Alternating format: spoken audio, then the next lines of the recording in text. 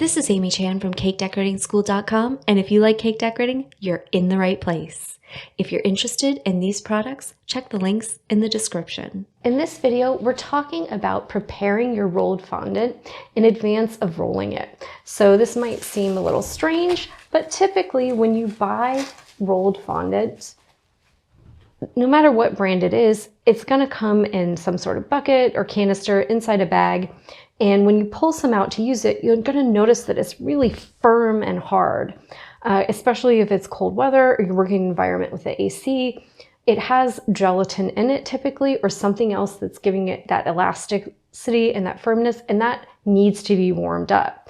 So typically what I like to do is use my bench scraper, break it into some sections, and just kind of give it a nice little squish with your hands. The heat of your hands will help kind of warm that up, and you can see we're already more pliable, right? It's not breaking apart in kind of crumbly way. So we just want to go ahead and warm each of those little pieces up and just make them sizes that are kind of manageable for your hands. I've been doing this a long time, so even though my hands are tiny, they are incredibly strong. So start with smaller pieces if you need to. It's not a problem. And once you get them all kind of warm, it will be easy to knead them together and make one nice ball. And that'll allow you then to roll out a nice smooth piece of fondant without air pockets or any lines or creases in it. I'm just going to use a little bit of white vegetable shortening to grease the surface that I'm going to roll on, and I'm just going to start gently pushing that together with a nice firm stroke. So I'm really just using the heel of my hand just to kind of dig in and stretch that and kind of squish everybody together. And I'm just going in, giving it a turn, pulling it back on itself, and then extending it again. And as you go, you'll notice it'll get more pliable, it'll get softer, it'll get smoother, right?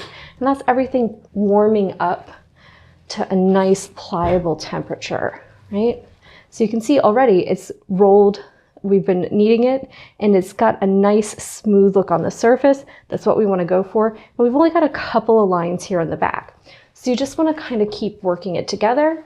And as you go and it gets pliable, go shorter and shorter strokes and just kind of curve them over to the back. And that's going to give you a nice, smooth, rounded top, right? That then when we roll out, we're going to get a nice, beautiful, smooth surface.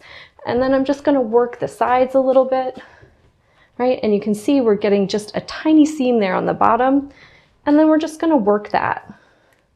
We're just going to keep squishing it together, right, until it disappears. And this is going to give you a nice, smooth ball of fondant that then when you roll it, it'll be smooth on the top and also on the bottom. So whether you roll and drape over or roll and flip over, you'll be good to go. So once we have that nice, smooth surface on both sides, we're going to flatten it out to a disc so it's easier to start rolling. If you enjoyed this video and you'd like more about the cake decorating materials and equipment we use, or just some inspirational videos about cake decorating itself, you can follow us on Insta or YouTube at Cake Decorating School. If you'd like to know more about yearly membership and what it entails, you can go to www.cakedecoratingschool.com for more information. And if you're interested in these products, you can check the links in the description.